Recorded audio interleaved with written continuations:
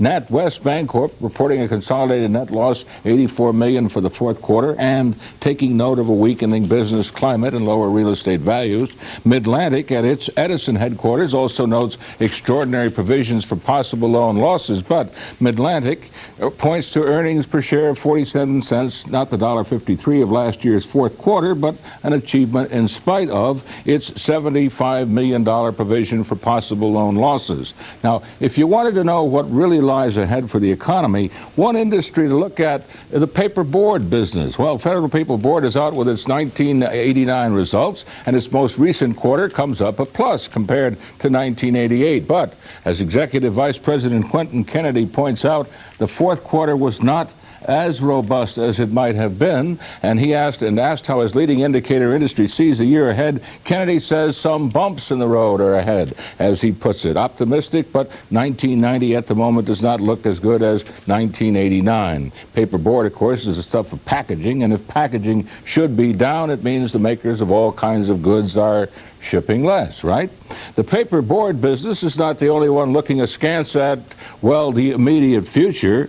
There are those who say that these numbers have a predictive quality to them, and down 77 is not exactly optimism. Volume very interesting, only 148 million, hardly a rush to the door, but the breadth is pretty bad. Losers about 5 to 1. Some observers report that the major source of selling was computerized programs. There's that phrase again. Even so, as one day drops in the Dow Go, it was the biggest since the unpleasantness of last October. Well, we have the Fed's Beige Book coming out this week, within which may point the direction for some investors in the weeks ahead.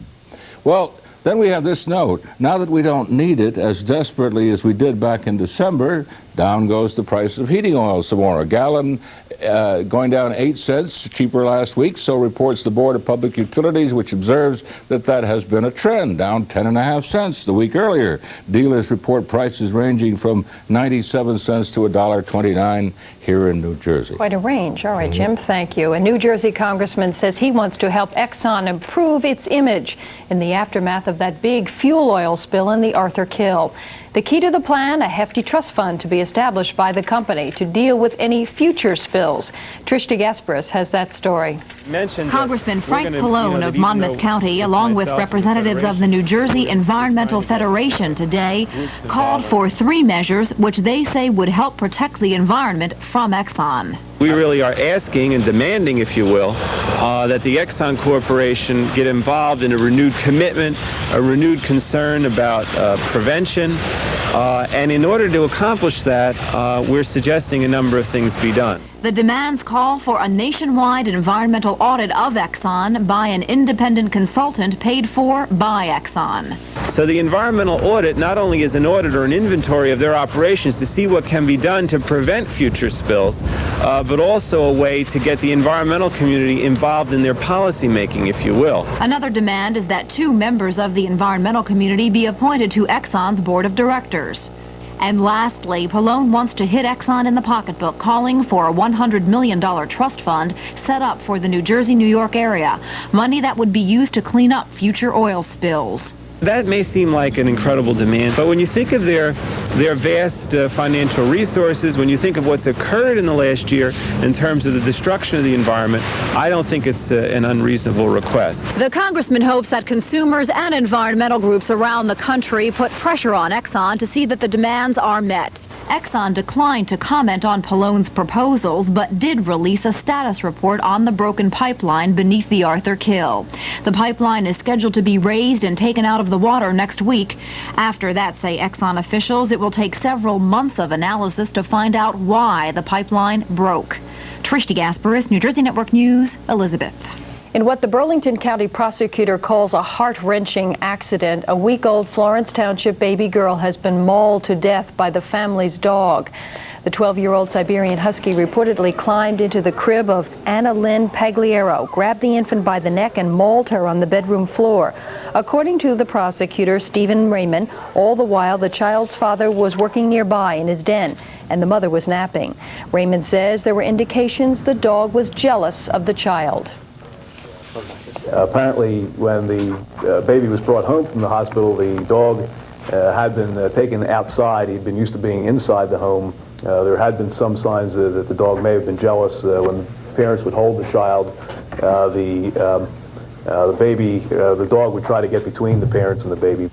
Raymond says no charges will be filed against the parents who kept 2 dogs in their house. Only one was involved in the incident. The attacked dog is under quarantine at the Burlington County Animal Shelter until the family decides whether the animal should be put to sleep. When we come back, the mild temperatures continue. I'll have the forecast. And in sports, Rutgers gets the bounce and holds on to beat Penn State. Pat with details next.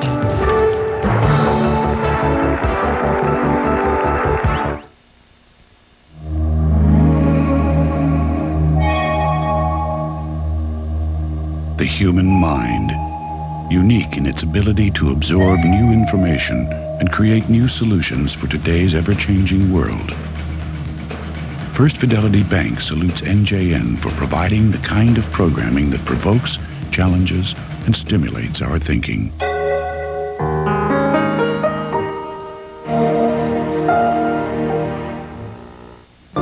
In a world of scientific advancement, New Jersey invents the future. Warner Lambert, a world leader in technology, is playing a significant part in that future. As a worldwide developer of healthcare and consumer products, Warner Lambert employees bring innovation to science and technology. Warner Lambert and New Jersey, making the challenge of science, health, and technology advancement a reality.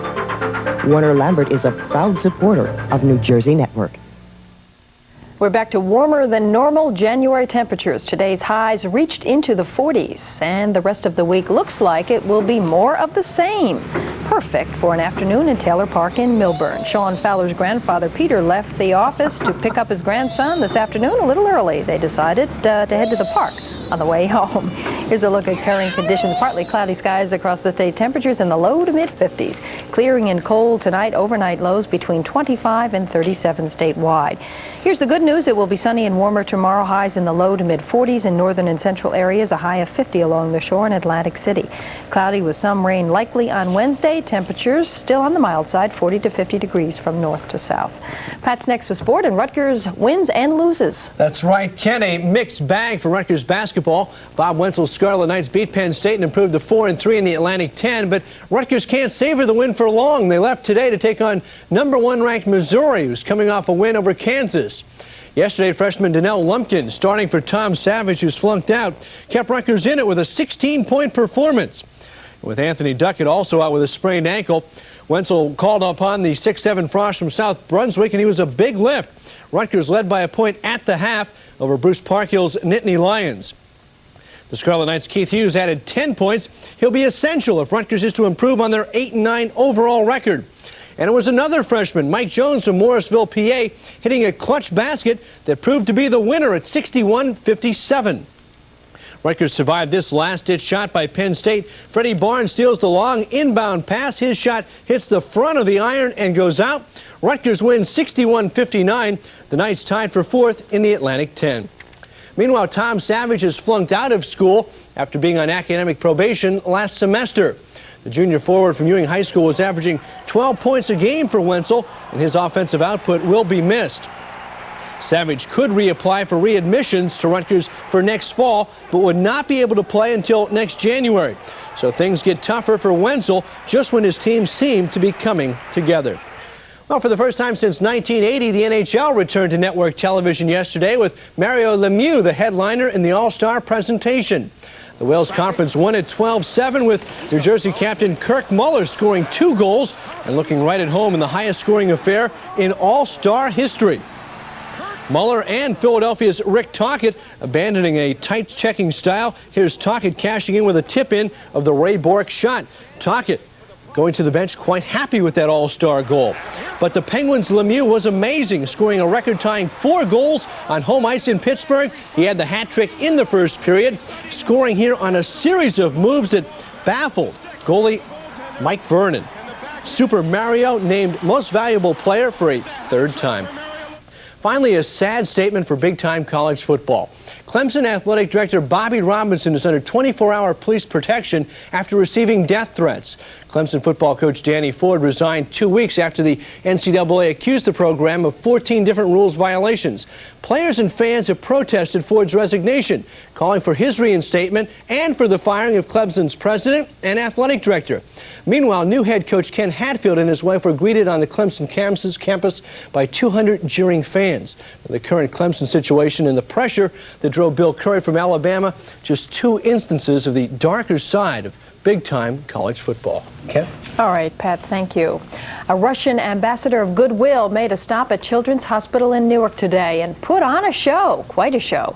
Keisha, a 20-month-old bear cub who performs with the Moscow Circus, entertained the young patients with some tightrope walking and breakdancing, Russian style. The 4-foot-tall acrobat weighs 85 pounds and has some 25 tricks in her act. The visit today was arranged by the Valerie Fund, a nonprofit organization that provides money for treatment and care of children with cancer and blood disorders.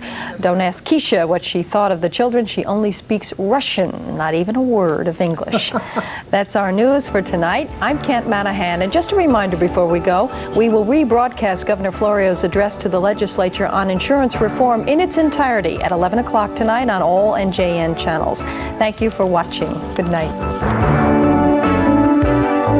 This has been a presentation of New Jersey Network. This program made possible in part by a grant from the Geraldine R. Dodge Foundation.